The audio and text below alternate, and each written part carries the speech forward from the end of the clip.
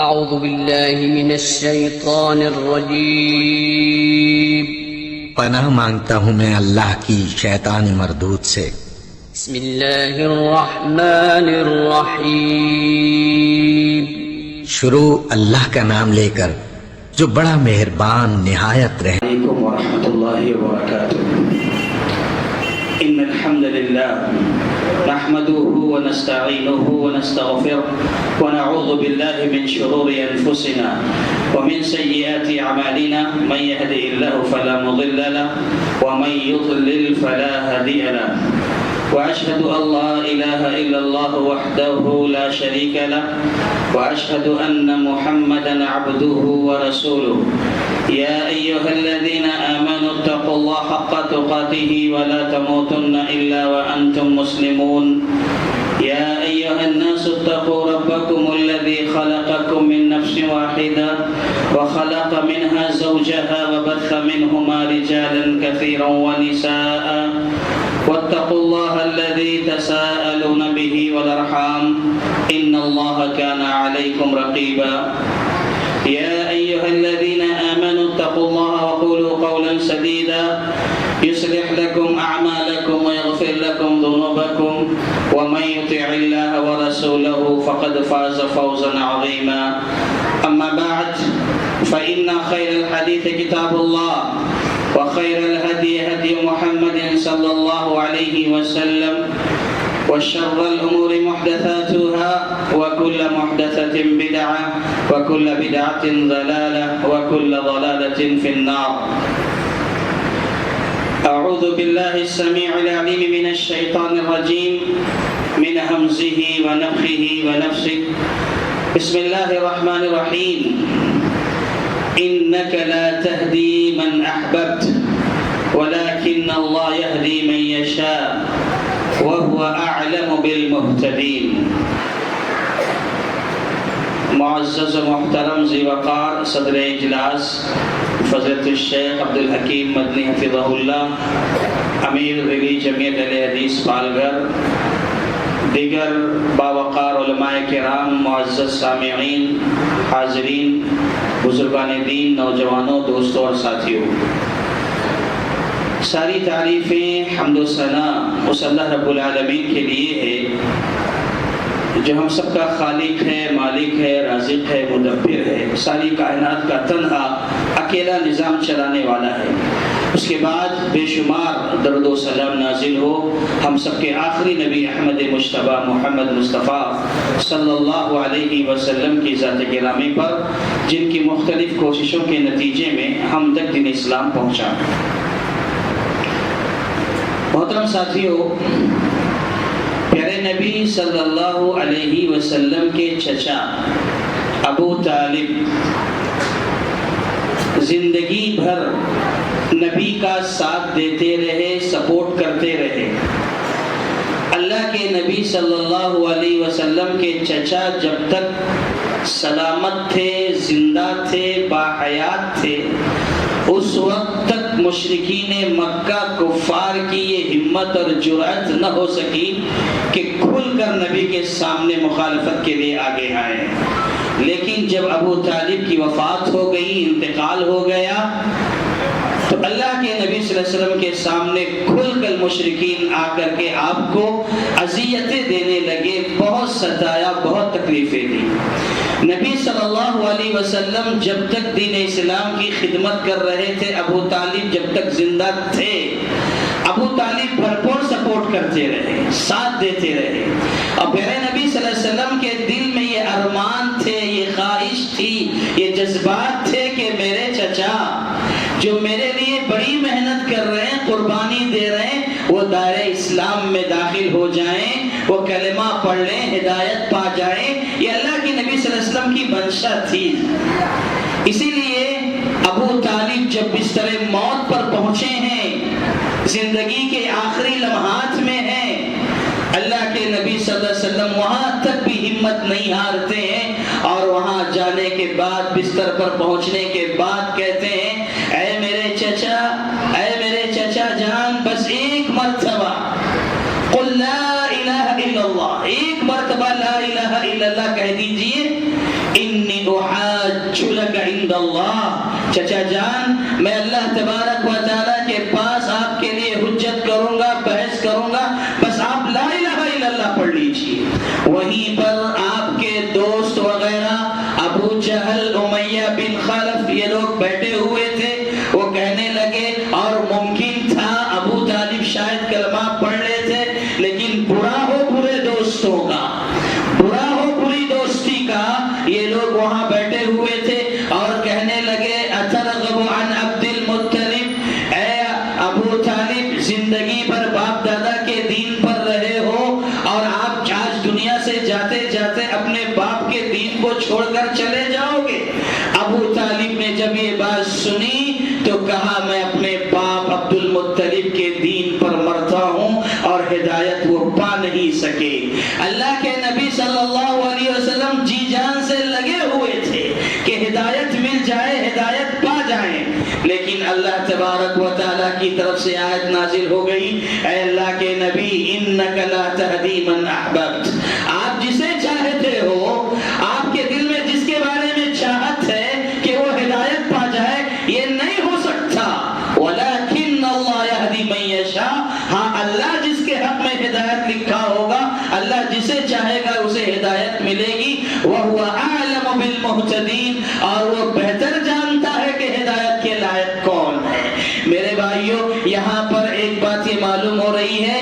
کہ ہدایت کا اختیار اللہ کے نبی کے ہاتھ میں نہیں البتہ یہاں پر اہل علم نے دو قسمیں کی ہیں ہدایت کی یہ وضاحت کر کے آگے بڑھتے ہیں ایک قسم ہے ہدایت ارشاد یعنی صحیح راستے کی ہدایت کرنا رہنمائی کرنا جیسا کہ اللہ کے نبی صلی اللہ علیہ وسلم کے حوالے سے کہا گیا انک لتہدی الی صراط مستقیم اے نبی آپ صراط مستقیم کے ہادی ہیں یعنی صراط مستقیم کی رہنمائی کرنے والے ہیں یعنی پتہ چلا صرف صراط مستقیم کی رہنمائی کرنے والے اللہ کے نبی اور دوسری ہدایت ہدایت توفیق ہے کہ راستے پہ جو چل رہا ہے صحیح راستے پہ اسے توفیق ملے یہ نبی کی بات نبی کے پاس یہ چیز نہیں ہے بس اللہ تعالیٰ جسے چاہے گا اسے توفیق دے دے گا تو بہرکیف دو ہدایت ایک ہدایت ارشاد ایک ہدایت توفیق یہ اللہ کے پاس ہے ہدایت ارشاد یہ نبی کے پاس تھی اور آج سارے علماء جو آج ہدایت رہنمائی کا کام کرتے ہیں وہ یہی ہدایت دعوت اور ارشاد ہے باقی ہدایت توفیق اللہ کے اختیار میں ہے میرے بھائیوں ہدایت کا مل جانا اسلام کی ہدایت نعمت اسلام نعمت ایمان اور عبادتوں کی ہدایت نیکیوں کی ہدایت یہ ساری ہدایتوں کا مل جانا یاد رکھو یہ بہت بڑی دولت ہے بہت بڑی نعمت ہے میرے بھائیوں پیارے نبی محمد رسول اللہ صلی اللہ علیہ وسلم کے بارے میں آپ جانتے ہیں کہ اپنی امت کو راہ راست پر لانے کے لیے اپنی امت کو ہدایت کا راستہ بتانے کے لیے آپ بہت زیادہ فکر مند تھے مکے میں آپ نے گالیاں کھائیں ستم ڈھائے ظلم و ستم آپ پر توڑا گیا آپ مکہ سے طائف گئے وہاں پر بھی آپ کو ستایا گیا آپ کو لہو لہان کر دیا گیا پوری زندگی آپ کی امت کی ہدایت کے لیے گزری ہے اور آپ زخم کھاتے رہے تکلیفیں برداشت کرتے رہے یہاں تک کہ آپ نے دعائیں کی ہے جنہوں نے آپ کو زخمی کیا جنہوں نے آپ کو ستایا ان کے حق میں آپ دعائیں کرتے رہے اللہم اہدی قومی اے اللہ میری قوم کو ہدایت دے دے یہ قوم نہ سمجھ ہے نادان ہے یہ نہیں جانتی میرے بارے میں اے اللہ انہیں ہدایت دے دے اللہ کے نبی صلی اللہ علیہ وسلم مار کھاتے رہے تکلیفیں برداشت کرتے رہے لیکن ہدایت کی دعائیں دیتے رہے میرے بھائیوں بعض دفعہ تو یہ ہوتا تھا کہ اللہ کے نبی صحابہ کو تربیت دیتے تھے کہ وہ بھی دعوت کا کام کریں دین کی خدمت کریں صحابہ کام کرتے رہے لیکن بعض دفعہ بعض صحابہ کرام تھک جاتے تھے ہمت ہار جاتے تھے جیسے طفیل بن عمر الدوسی رضی اللہ تعالیٰ عنہ کے بارے میں آتا ہے کہ یہ اسلام قبول کرتے ہیں اور قبول اسلام کے بعد یہ اپنے قبیلے دوس پہنچتے ہیں اس جذبے کے ساتھ اس امنگ اور تڑپ کے ساتھ میں اپنے پورے قبیلے والوں کو صحیح راستہ بتاؤں گا اسلام کی ہدایت سے روشناس کراؤں گا پہنچے اپنے قبیلے میں پورے قبیلے دوس کے لوگوں کو سمجھا رہے ہیں بتا رہے ہیں تبلیغ کر رہے ہیں، دعوت دے رہے ہیں، لیکن قبیلے کے لوگ ان کی سن نہیں رہے ہیں، ان کی باتیں سنی نہیں جا رہی ہے، لوگ ماننے کے لیے تیار نہیں۔ طفیل بن عمر دوسی رضی اللہ تعالیٰ عنہ نے بڑی محنت کی، بڑی کوشش کی، یہاں تک کہ جب وہ نہیں سن رہے تھے، یہ تھک گئے اور غصے میں آ گئے، پریشان ہو گئے، اور غصے میں آ کر پیارے نبی محمد رسول اللہ صلی اللہ علیہ وسلم کے پاس پہنچتے ہیں۔ پہنچنے کے بعد صحابہ بھی موجود ہیں اور کہتے ہیں اللہ کے نبی، قبیلے دوس کے لوگ یہ بڑے نافرمان ہیں، یہ لوگ قبول کرنے کے لیے تیار نہیں، اے اللہ کے نبی آپ ہاتھ اٹھائیں اور دعا کر دیں، قبیلے دوس کی تباہی ہو، بربادی ہو، وہ لوگ ہدایت نہیں قبول کریں گے، اللہ کے نبی آپ دعا کر دیجئے ان کے لیے۔ یہ سننا تھا کہ نبی اکرم صلی اللہ علیہ وسلم نے اپنے ہاتھ آسمان کی طرف اٹھا دی۔ اب ہاتھ جیسے آسمان کی طرف اٹھاتے ہیں، وہاں جتنے صحابہ تھے وہ آپس میں کہنے لگے ہلاک دوسن، ہلاک دوسن، اب دوس کی خیریت نہیں ہے، اب قبیلے دوس کی خیریت نہیں، نبی کا ہاتھ اٹھ چکا ہے بد دعا کے لیے، اب قبیلے دوس برباد ہو جائے گا، ختم ہو جائے گا۔ یہ صحابہ آپس میں کہنے لگے ہلاک دوسا۔ اب یہ سوچ ہی رہے تھے کہ پیارے نبی صلی اللہ علیہ وسلم دعا کرتے ہیں اللہم اہدی دوسا، اللہم اہدی دوسا وأتی بہم، اے اللہ قبیلے دوس کو ہدایت نصیب فرما، اے اللہ قبیلے دوس کو مشرف با اسلام کر کے میرے پاس لے آ۔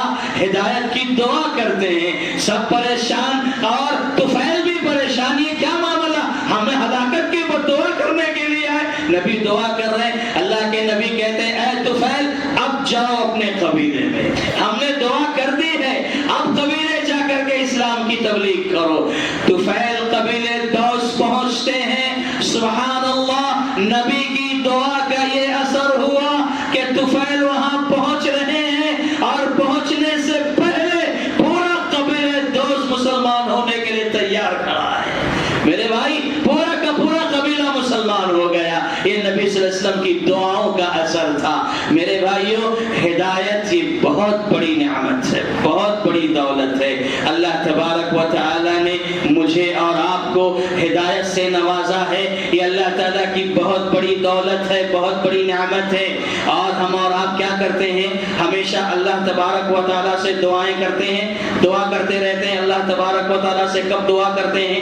آپ 5 وقتہ نماز پڑھتے ہیں، فرائض کتنے ہیں؟ 17 رکعت، سنن رواتب 12 رکعت، 17 اور 12 کتنے ہو گئے؟ 29۔ اس کے بعد آپ اگر تہجد گزار ہیں، کوئی قیام اللیل کرتا ہے تو 11 رکعت، کل ملا کے 40 رکعت ہیں، یعنی تقریباً ایک اچھا سچا مسلمان 24 گھنٹے میں 40 مرتبے اللہ تعالیٰ سے کہتا ہے اہدنا الصراط المستقیم، اہدنا الصراط المستقیم۔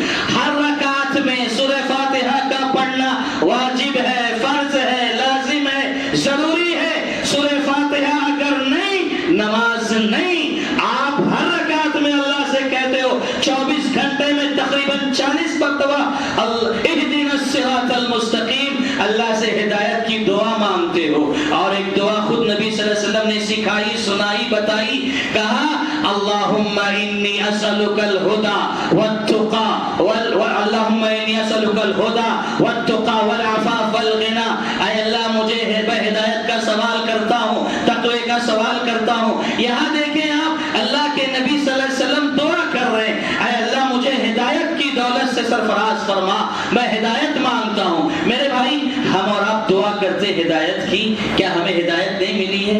ہم ہدایت پر تو ہیں نا، الحمدللہ، اللہ نے ہمیں اسلام پر رکھا ہے، ہم ایمان کی حالت میں ہیں، ہدایت پر تو ہیں۔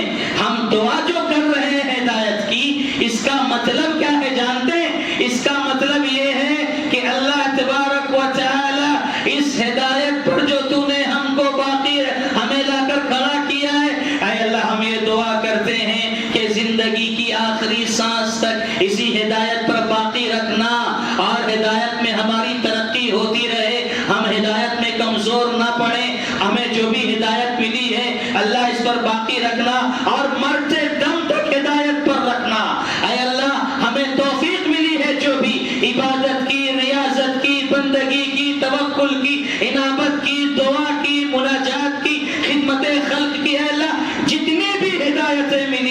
ان ساری ہدایتوں پر آخرت تک یعنی زندگی کی آخری سانس تک اے رب ذوالجلال باقی رکھنا، ہمیں اس سے محروم نہ کرنا۔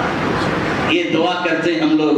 اب ذرا احساس کے ساتھ دعا کرو، لذت ملے گی، مزہ آئے گا۔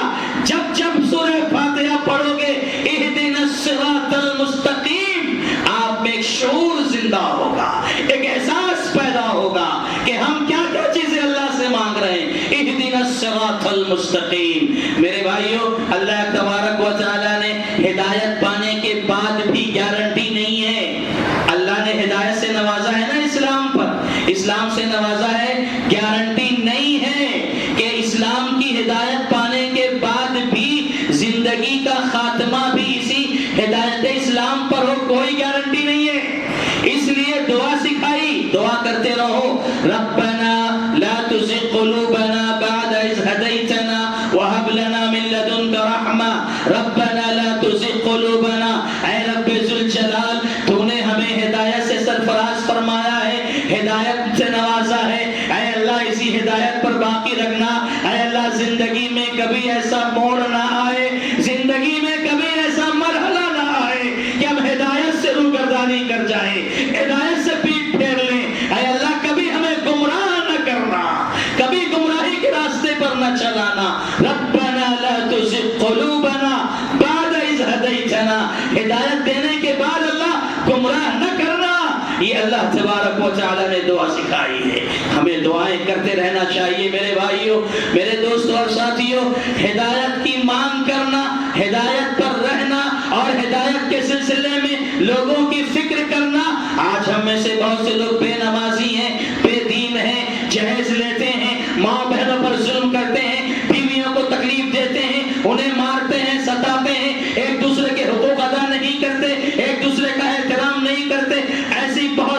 ایسی بہت ساری چیزیں ہیں جو فساد کا ذریعہ بنتی ہیں، بگاڑ کا ذریعہ بنتی ہیں۔ ہماری ذمہ داری ہے کہ ہم انہیں ہدایت پر لائیں، ہدایت پر رکھیں، یہ فکر ہونی چاہیے۔ میرے بھائیوں، سورہ یاسین پڑھتے ہیں ہم لوگ، میں آپ کو ایک مثال دیتا ہوں۔ سورہ یاسین میں اللہ تبارک و تعالیٰ نے شہر انطاکیہ کا ذکر کیا ہے کہ شہر انطاکیہ میں عیسیٰ علیہ السلام کی معرفت میں ابتدا میں اللہ نے 2 نبیوں کو بھیجا تھا۔ دو نبی اپنی قوم میں جا کر اللہ کا کام کر رہے ہیں، تبلیغ کر رہے ہیں، دعوت کا کام کر رہے ہیں۔ قوم کے لوگوں نے نہیں مانا، اذیتیں دینے لگے، تکلیفیں دینے لگے۔ اللہ نے فرمایا فَعَزَّزْنَا بِثَالِثٍ، ہم نے تیسرے کو بھیجا تقویت دینے کے لیے، یعنی تیسرے پیغمبر کو بھی بھیج دیا۔ کیا معلوم ہوا؟ اللہ تبارک و تعالیٰ کا یہ اصول، یہ دستور، یہ قانون ہے میرے بھائیوں کہ دین کی تبلیغ کے سلسلے میں، دعوت کے میدان میں 1 سے بڑھ کر 2، 2 سے بڑھ کر 3 اور بلکہ پوری جماعت ہونی چاہیے۔ یاد رکھو، یہ صرف علماء کا کام نہیں، علماء تو بیچارے محنت کرتے ہی کرتے ہیں، جو خدمت ان کو کرنی ہے وہ کرتے ہیں۔ آپ کا بھی حق بنتا ہے کہ علماء کی عزت کریں، ان کا سپورٹ کریں، ان کا احترام کریں، ان کی مدد کریں، ان کے لیے دعائیں کریں۔ علماء جہاں کہیں آپ کے درمیان رہتے اور بستے ہیں، ان کی ہر تکلیف کو، ہر پریشانی کو، ہر دکھ درد کو دور کرنے کی کوشش کریں کہ اگر آپ علماء کا سپورٹ کرتے ہیں، آپ علماء کا ساتھ دیتے ہیں، یاد رکھو جن دعات علماء کا آپ ساتھ دیتے ہو، اللہ کی قسم ہے آپ بھی میدان دعوت میں ہو۔ آپ ایک گلاس کسی کو میدان دعوت میں پانی بھی پلا دیتے ہو، یہ سمجھ لینا آپ بھی دعوت کے کام سے جڑے ہوئے ہو۔ میرے بھائی، بہت بڑی چیز ہے، یہ فکر مندی ہونی چاہیے۔ یہ انبیاء کرام آ رہے ہیں شہر انطاکیہ میں، قوم کے لوگوں نے دھتکارا، ٹکرایا، اللہ تعالیٰ نے تیسرے کو بھیجا۔ اللہ کا قانون ہے 1 سے بڑھ کر 2، 2 سے بڑھ کر 3، پوری جماعت کو مل کر کرنا چاہیے۔ اور یہی سنت اختیار کی موسیٰ علیہ السلام نے۔ موسیٰ علیہ السلام کو جب تاج نبوت دیا گیا، موسیٰ علیہ السلام کہتے ہیں اے اللہ میرے بھائی ہارون کو میرے ساتھ کر دیجئے، اے اللہ مجھے اس کام میں مدد چاہیے، مجھے کسی کا تعاون چاہیے، اے اللہ یہ کام بہت بڑا ہے، دعوت کا کام یہ معمولی کام نہیں ہے، لوگوں کی باتیں سننی پڑتی ہیں، تانے سننے پڑتے ہیں، لوگ طنز کرتے ہیں، نہ جانے کیسے کیسے تبصرے کرتے ہیں۔ اب کہتے ہیں موسیٰ اللہ میرے بھائی ہارون کو دے دے، مجھے اس کا ساتھ چاہیے، اللہ اکبر. ربی اشرح لی صدری ویسر لی امری واحلل عقدۃ من لسانی یفقہوا قولی. اسی میں دعا مانگ رہے ہیں. کس کے لیے؟ ہارون کے لیے. اللہ نے کہا قد اوتیت سؤلک یا موسیٰ، اے موسیٰ تم نے جو مانگا ہم نے سب دے دیا، جاؤ ہارون کو تمہارے ساتھ کر دیا. موسیٰ علیہ السلام نے میدان تبلیغ میں، دعوت میں، لوگوں کی اصلاح اور ارشاد کے لیے اپنے بھائی ہارون کو مانگا. یہ انبیاء کی سنت ہے. اور پھر ہمارے اور آپ کے نبی، پیارے نبی محمد الرسول اللہ صلی اللہ علیہ وسلم نے بھی دو عمر میں سے ایک عمر کو مانگا تھا. اے اللہ، ابو جہل جس کا نام عمرو بن ہشام تھا اور عمر بن خطاب، اے اللہ ان دونوں میں سے کسی ایک کے ذریعے اسلام کو غلبہ دے دے، قوت دے دے، اسلام کی اے اللہ مدد فرما. یہ کس نے دعا کی؟ پیارے نبی محمد رسول اللہ صلی اللہ علیہ وسلم نے دعا کی. اور اس دعا کے نتیجے میں عمر بن خطاب عمر سے رضی اللہ عنہ بن گئے، اسلام میں داخل ہو گئے. اور جیسے اسلام میں داخل ہوتے ہیں پھر ڈٹ کر سامنے آئے، کھل کر سامنے آئے. نبی سے کہا اے نبی ایک بات بتائیے، ہم حق پر ہیں کہ نہیں ہے؟ نبی نے کہا ہاں عمر ہم حق پر ہیں. اب ہم حق پر ہیں تو عمر نے اعلان کیا ڈنکے کی چوٹ، اے مشرکو کافرو، آؤ جس کو میرے سامنے آنا ہے میری تلوار اس سے بات کرے گی. جو اپنی عورتوں کو بیوہ کرنا چاہتا ہو، اپنے بچوں کو یتیم کرنا چاہتا ہو، آؤ عمر کے سامنے. للکارا عمر نے ڈٹ کر مقابلہ کیا. میرے بھائی عمر کے قبول اسلام سے تقویت مل گئی. کہنے کا مطلب یہ ہے کہ یہ انبیاء کی بھی سنت ہے کہ ایک سے بڑھ کر دو ہوں، دو سے بڑھ کر تین ہوں، اور دھیرے دھیرے پوری جماعت مل کر کے اللہ کے دین کی خدمت کرے. اور آگے بڑھتے ہیں ہم. یہ دیکھیے عمر بن خطاب رضی اللہ تعالیٰ عنہ، عمر بن خطاب رضی اللہ تعالیٰ عنہ اب امیر المومنین بن چکے ہیں، خلیفۃ المسلمین ہیں آپ. ایک مرتبہ ایسی مجلس لگی ہوئی ہے، صحابہ کرام بیٹھے ہوئے ہیں. امیر المومنین پوچھتے ہیں اے ساتھیو کچھ تمہاری آرزویں ہیں، کچھ تمنائیں ہیں تو بتاؤ کیا آرزو رکھتے ہو، کیا تمنا رکھتے ہو. جتنے صحابہ وہاں تھے وہ کہنے لگے امیر المومنین ہم سب کی یہ آرزو ہے کہ یہ جس گھر میں ہم یہاں بیٹھے ہیں یہ پورا کا پورا گھر روپے پیسے سے بھر جائے، مال و دولت سے بھر جائے، ہیرے جواہرات سے بھر جائے، سونے چاندی سے بھر جائے، اور یہ سارا کا سارا مال ہم اللہ کے دین کی خدمت کے لیے لگا دیں. میرے بھائی کتنی پیاری دعا ہے. دعا اچھی ہے نہیں ہے؟ مال مانگنا چاہیے نہیں مانگنا چاہیے؟ ہم لوگ بھی مال مانگتے ہیں. اللہ سے مانگو اللہ تبارک و تعالی ہم کو بھی بے تحاشا دے، بے حد و حساب دے. اچھے تاجر بنو، اچھے تاجر بنو، اچھے بزنس مین بنو، اچھے کاروباری بنو، لاکھوں کروڑوں اربوں خربوں میں کھیلو، آگے بڑھو، مال و دولت میں ترقی کرو. کیوں؟ اس لیے کہ آپ کے مال سے اسلام کا تحفظ ہے، مدارس کا تحفظ ہے، مساجد کا تحفظ ہے. اس لیے اللہ سے دعائیں کرو، حلال روزی اختیار کرو، خوب محنت کرو، پیسے اکٹھا کرو. دولت کی اسلام کو ضرورت ہے اور ہمیشہ رہی ہے اور رہے گی. لیکن میرے بھائی اس جذبے کے ساتھ کہ اس مال کو اللہ کے دین کے لیے استعمال کرنا ہے. یہ بات ہو گئی صحابہ کی. صحابہ دعا کرتے ہیں، تمنا کرتے ہیں، کہتے ہیں ہماری آرزو ہے کہ یہ پورا کا پورا گھر مال و دولت سے بھر جائے اور ہم اسے اللہ کے دین کے لیے استعمال کریں. صحابہ نے پوچھا اے امیر المومنین آپ کی بھی کچھ خواہش ہے، آپ کی بھی کچھ آرزو ہے؟ یہاں سنیے جو مجھے بتانا ہے. وہ کہتے ہیں امیر المومنین ہاں میرے ساتھیو میری بھی ایک آرزو ہے، میری بھی ایک تمنا ہے کہ یہ گھر، یہ پورا کا پورا گھر خالد بن ولید، ابو عبیدہ بن جراح جیسے جیانوں سے، بہادروں سے بھر جائے اور میں ان سب کو اللہ کے دین کے لیے استعمال کروں. میرے بھائیوں یاد رکھو ہدایت کا راستہ، ہدایت کی رہنمائی کرنا یہ اس روئے زمین کا سب سے بڑا پیشہ ہے، سب سے بڑا کام ہے. علماء ہی نہیں بلکہ سب کو مل کر کے علماء کے کندھے سے کندھے ملا کر آگے بڑھنا پڑے گا آپ کو. آج ہم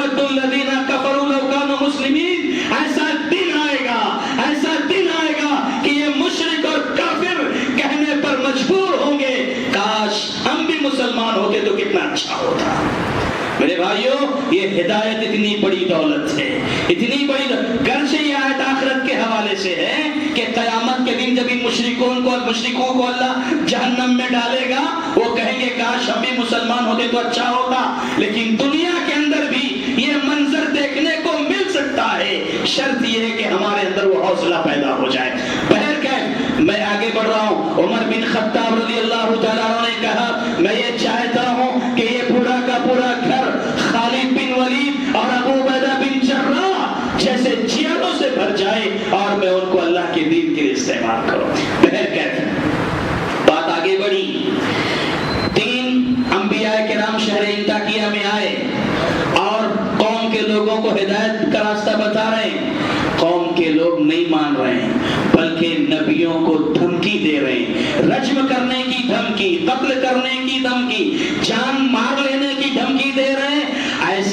ایسا جب ماحول چل رہا تھا، یہی حالات چل رہے تھے، انبیاء دعوت دے رہے ہیں، ہدایت کا راستہ بتا رہے ہیں، قومیں طنز کر رہی ہیں اور رجم کرنے کی دھمکیاں دے رہی ہیں۔ ایسے میں کیا ہوتا ہے وَجَاءَ مِنْ أَقْصَى الْمَدِينَةِ رَجُلٌ يَسْعَى۔ سبحان اللہ، اللہ دیکھیے کیا بیان کر رہا ہے، ایک کیفیت اللہ بیان کر رہا ہے کہ جاء من اقصى الْمَدِينَةِ رَجُلٌ يَسْعَى، شہر کے کنارے سے ایک شخص آیا، وہ بھی کیسا آیا؟ یسعى، دوڑتا ہوا آیا۔ اللہ کیفیت بیان کر رہا ہے، صرف آیا نہیں، کس حالت میں آیا وہ بھی بیان ہوا، یسعى، دوڑتا ہوا آیا۔ اس سے استدلال کرتے ہیں اہل علم، علماء مفسر استدلال کرتے ہیں کہ ہدایت کا راستہ، دعوت کا راستہ، تبلیغ کا راستہ یہ محنتوں کا راستہ ہے، جفا کشی کا راستہ ہے، اپنے آپ کو تکلیفوں میں ڈالنے کا راستہ ہے، یہ کوئی پھولوں کی وادی نہیں ہے۔ آپ کیا سمجھتے ہو کہ جو لوگ دین کی خدمت کرتے ہیں علماء بڑے مزے میں رہتے ہیں؟ پوچھو ان سے، جب وہ سفر کرتے ہیں در کی ٹھوکریں کھاتے ہیں، کبھی پانی پینا نصیب نہیں، کبھی وقت پر کھانا نصیب نہیں، کیسی قربانیاں ہوتی ہیں، دعا تو مبلغین کی۔ اللہ اکبر، اللہ کہتا ہے وہ شخص دوڑتا ہوا آیا۔ اور یاد رکھو محنت کرنا اللہ تبارک و تعالیٰ یہی دیکھنا چاہتا ہے آپ کتنی محنت کرتے ہو۔ آپ کو معلوم ہے، شاید اس کے پہلے میں نے کہا نہیں معلوم، پیارے نبی محمد الرسول اللہ صلی اللہ علیہ وسلم کی محنت کا پتہ ہے آپ کو؟ آپ مکہ سے مدینہ جا رہے ہیں، ہجرت کر رہے ہیں اللہ کے نبی، کتنے مشکلات ہیں، کتنے خطرات ہیں۔ آپ کے رفیق خاص یار غار صدیق اکبر آپ کے ساتھ ہیں اور راستہ چل رہے ہیں۔ ابو بکر کا حال یہ ہے، کبھی آگے جاتے کبھی پیچھے ہوتے۔ اللہ کے نبی کہتے ابو بکر کیا کر رہے ہو، سیدھا چلو، ایک جگہ چلو، کبھی آگے جا رہے کبھی پیچھے جا رہے ہو، سیدھے چلو۔ ابو بکر کہتے ہیں اللہ کے نبی جب میں پیچھے رہتا ہوں تو مجھے خیال آتا ہے کہ آگے دشمن کہیں تاک میں لگا ہوگا، آپ پر تیر چلا دے گا، آپ زخمی ہو جائیں گے، فوراً آگے آ جاتا ہوں کہ اگر تیر آئے تو پہلے ابو بکر کو لگے، آپ محفوظ رہیں۔ اے اللہ کے نبی جب آگے رہتا ہوں یہ خیال آتا ہے پیچھے کوئی دشمن تاک میں چھوٹ گیا ہے، وہ اب تیر چلا دے گا تو فوراً پلٹ کر پیچھے آ جاتا ہوں۔ اے اللہ کے نبی تیر آئے تو پہلے مجھے لگے، آپ محفوظ رہیں۔ اے اللہ کے نبی بس یہی منشا ہے میری، یہی کر رہا ہوں۔ اللہ کے نبی صلی اللہ علیہ وسلم کتنے مجبور تھے، بے کس تھے، پریشان تھے، دشمن پیچھے لگا ہوا ہے اور 100 اونٹ سرخی نام میں رکھے گئے ہیں۔ اللہ کے نبی غار میں پہنچتے ہیں، ابو بکر بھی ساتھ میں ہیں۔ میرے بھائیوں کتنی مشکلات کا سامنا ہوا ہجرت کے موقع پر، یہ اپنے ذہن میں رکھیں۔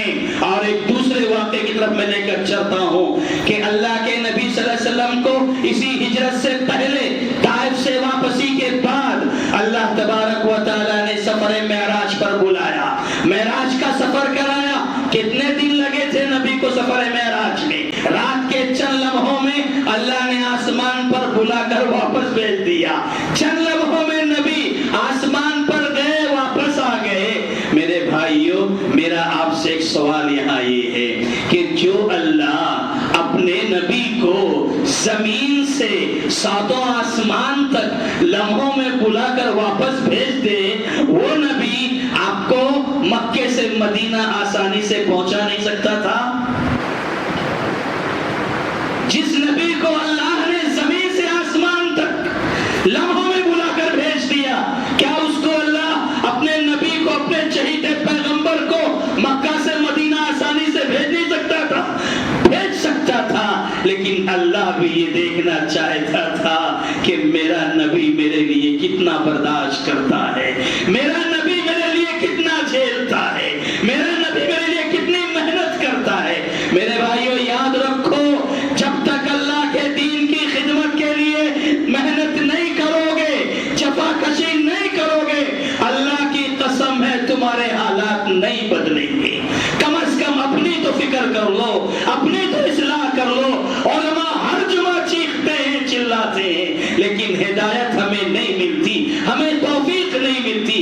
وہ شخص دوڑتا ہوا آیا، وَجَاءَ مِنْ أَقْصَى الْمَدِينَةِ رَجُلٌ يَسْعَىٰ، شہر کے کنارے سے دوڑتا ہوا آیا اور اپنی قوم سے کہتا ہے، یا قومی اتبعوا المرسلین، اے میری قوم کے لوگوں، یہ رسول جو آئے ہیں تمہارے پاس، یہ جو پیغام لے کر آئے ہیں، ان کی باتوں کو سن لو، یہ ہدایت پر ہیں، ہدایت کا راستہ بتا رہے ہیں، ان کو مان لو۔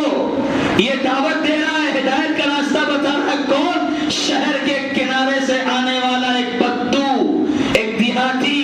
شہر والے گاؤں والوں کو اہمیت نہیں دیتے، گاؤں میں رہنے والے کمزور ہوتے ہیں، غریب ہوتے ہیں، ضرورت مند ہوتے ہیں، شہر والوں کے پاس ان کی کوئی حیثیت نہیں ہوتی، لیکن اللہ نے اس کو حیثیت دی، اس کا تذکرہ قرآن میں کیا، اس کا نام مفسرین نے بیان کیا۔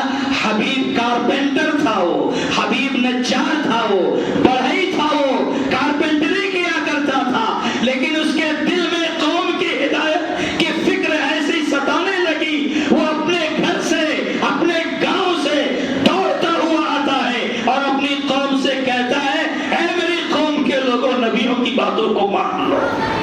پھر کہتا ہے، سنو، میں خود نبیوں کی باتوں کو مان کر انی آمنت بربکم فاسمعون، ایمان لا چکا ہوں، تم سب کا بھی رب ہے، میرا بھی رب ہے، میں ایمان لا چکا ہوں۔ اتنا کہنا تھا کہ قوم کے لوگوں نے مل کر اس حبیب کو قتل کر دیا، قتل کر دیا اس کا۔ یہ قتل ہوا، فوراً اللہ نے کہا، قیل ادخل الجنہ، اسے جنت میں داخل کر دیا جائے۔ سبحان اللہ، دین کے راستے میں، ہدایت کے راستے میں، ہدایت کا کام کرتے ہوئے جان گئی ہے، سیدھا جنت، ڈائریکٹ جنت۔ اور کمال دیکھو آگے اللہ نے کیا کہا، قرآن پڑھو میرے بھائی، بڑے بڑے رموز ہیں، بڑے بڑے اسرار اور سبق ہیں۔ وہ جنت میں چلا گیا نا حبیب، اس کا بیڑا پار، کامیاب ہو گیا، لیکن دیکھو ہدایت کے سلسلے میں کس قدر فکر مند ہے اپنی قوم کے تعلق سے، کہ جنت میں جانے کے بعد بھی تڑپ رہا ہے، جنت میں جانے کے بعد بھی سسک رہا ہے، کہتا ہے، یا قومی، یا لیت قومی یعلمون، یا لیت قومی یعلمون، کاش کی میری قوم سمجھ لیتی، کاش کی میری قوم جان لیتی، بما غفر لی ربی، کہ میرے رب نے میرے سارے گناہوں کو بخش دیا، وجعلنی من المکرمین، اور مجھے معزز لوگوں میں شامل کر دیا۔ کاش میری قوم جان لیتی تو شاید مجھے قتل نہ کرتی۔ میرے بھائی دیکھو، اس حبیب نجار کے اندر قوم کی ہدایت کی ایسی فکر، ایسی طلب تھی کہ جنت تو پا چکا ہے، بیڑا تو پار ہو چکا ہے، جنت میں داخل ہو چکا ہے، لیکن پھر بھی قوم کی ہدایت کی فکر اس کو ستا رہی ہے۔ تو میرے بھائیوں، کہنا یہ ہے کہ ہمیں اور آپ کو بھی چاہیے کہ ہم اور آپ ہدایت کے سلسلے میں فکر مند رہیں۔ اور میرے بھائیوں، ہدایت کا ملنا اور ہدایت کی رہنمائی کرنا یہ بہت بڑی دولت ہے۔ اگر ہم ہدایت پر باقی ہیں، ہدایت پر قائم ہیں، تو انشاءاللہ ہماری کامیابی ہے، ورنہ جیسے کہ میں نے کہا کہ ہدایت پر رہنے کے باوجود گمراہی کبھی کبھار مقدر بن جاتی ہے۔ تو اس لیے اللہ سے بارہا دعائیں کرتے رہو، 24 گھنٹے میں جیسے میں نے کہا 40 مرتبہ تقریباً کہتے ہو نا،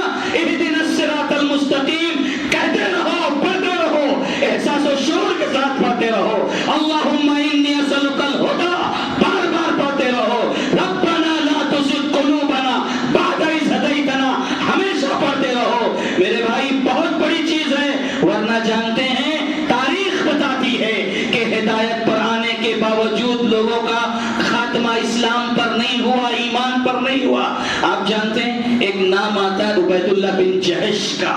یہ عبید اللہ بن جہش کون تھے؟ ام حبیبہ رضی اللہ تعالی عنہا کے سابق پہلے شوہر تھے۔ بعد میں ام حبیبہ کا نکاح پیارے نبی صلی اللہ علیہ وسلم سے ہوا، لیکن پہلے ام حبیبہ کے شوہر عبید اللہ بن جہش تھے۔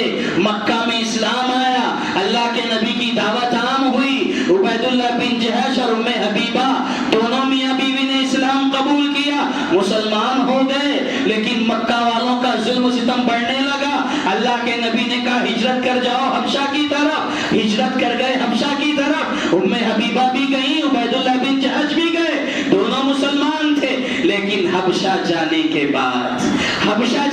بعد عبید اللہ بن جہش اسلام پر باقی نہ رہ سکے، اذیتیں اسلام میں آنے والی اذیتوں کو برداشت نہ کر سکے، وہاں جانے کے بعد عیسائی بن گئے، اسلام سے پھر گئے، مرتد ہو گئے، بالفاظ دیگر ہدایت پانے کے بعد ہدایت سے محروم ہو گئے، خاتمہ ہدایت پر اسلام پر نہیں ہوا۔ میرے بھائی اسی لیے فکر مند رہو کہ آج اللہ نے ہدایت سے نوازا ہے تو خاتمہ بھی اسی ہدایت پر ہو۔ اور میرے بھائیوں اللہ سے دعا کیا کرو۔ ایک نام آتا ہے عامر بن عبداللہ بن زبیر، تابعی ہیں، بڑا ان کی شخصیت، ان کی زندگی بڑی عجیب و غریب، ان کی بڑی عجیب عجیب باتیں ہیں۔ ان کے بارے میں ایک بات یہ آتی ہے کہ یہ ہمیشہ اپنی فجر کی نماز میں اللہ سے دعا کرتے تھے، اللہم انی اسألک المیتۃ الحسنہ، اے اللہ میں تجھ سے اچھی موت کا سوال کرتا ہوں، میری موت ہو تو اچھی ہو۔ اب یہ بار بار دعائیں ہو رہی ہیں، ہر روز دعائیں ہو رہی ہیں، اور باوا سے بدن بھی دعائیں ہو رہی ہیں، ان کے اولاد ان کے بچے بھی دعائیں سن رہے ہیں۔ ایک دن بچوں نے پوچھ لیا، ابا جان آپ جو دعا کر رہے ہو کہ اچھی موت ہو، کیا مطلب ہے اس کا؟ اچھی موت سے مراد کیا ہے آپ کی؟ کہتے ہیں اے میرے بچوں، اے میرے بیٹو، میری یہ آرزو ہے کہ ربی ہوا ان یتوفانی وانا ساجد۔ اللہ اکبر۔ کہتے ہیں میری یہ آرزو ہے، میری یہ دعا، میری تمنا ہے کہ میرا رب جب مجھے اپنے پاس بلائے، جب میری روح قبض کروائے، جب میری وفات کی گھڑی آئے تو اس وقت آئے جب میں سجدے میں رہوں، تب اللہ روح نکالے۔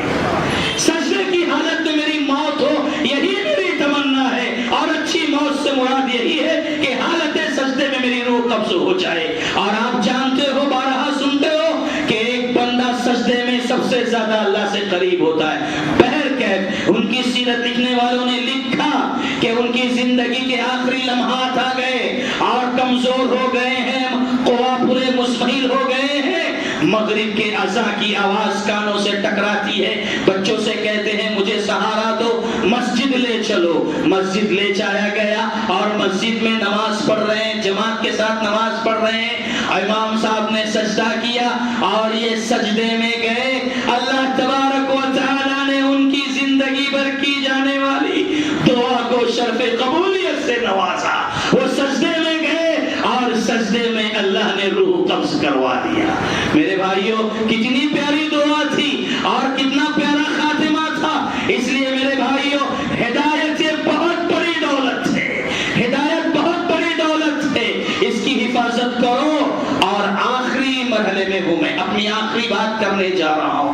یہ ساری گفتگو جو میں نے کی ہے صرف یہ بتانے کے لیے کہ رمضان کے مہینے سے ہم گزر رہے ہیں، اللہ نے ہمیں ہدایت سے نوازا ہے، ہم نماز پڑھ رہے ہیں 5 وقتہ، ہم تراویح پڑھ رہے ہیں، ہم روزے رکھ رہے ہیں، ہم صدقات و خیرات کر رہے ہیں، ہم دعا مناجات کر رہے ہیں۔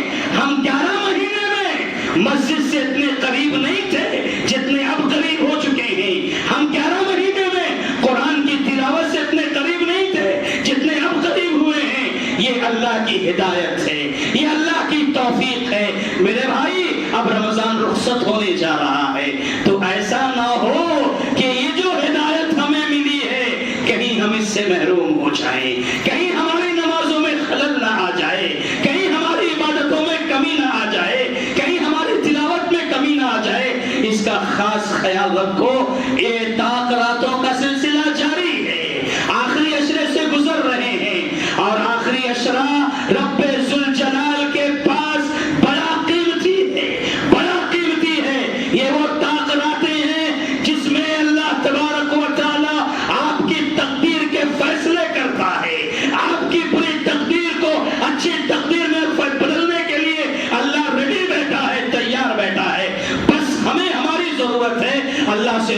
کر لینا, اللہ سے رو کر مانگنا, اے اللہ ہمیں جو رمضان میں جتنی عبادتوں کی ہدایت ملی ہے, توفیق ملی ہے, اللہ رمضان کے بعد بھی اس سے باقی رکھنا, اللہ رمضان کے بعد بھی اس سے باقی رکھنا.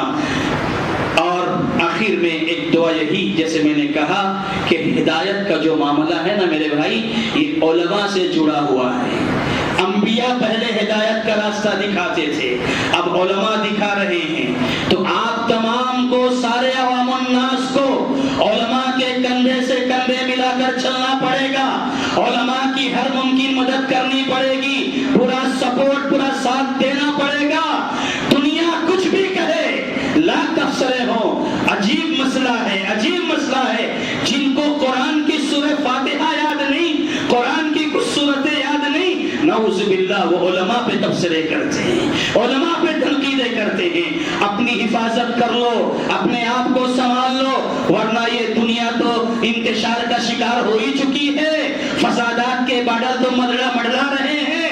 ہر دن فیس بک پر, واٹس ایپ پر, ٹویٹر پر, میڈیا کے ذریعے عجیب عجیب خبریں سننے کو ملتی ہیں.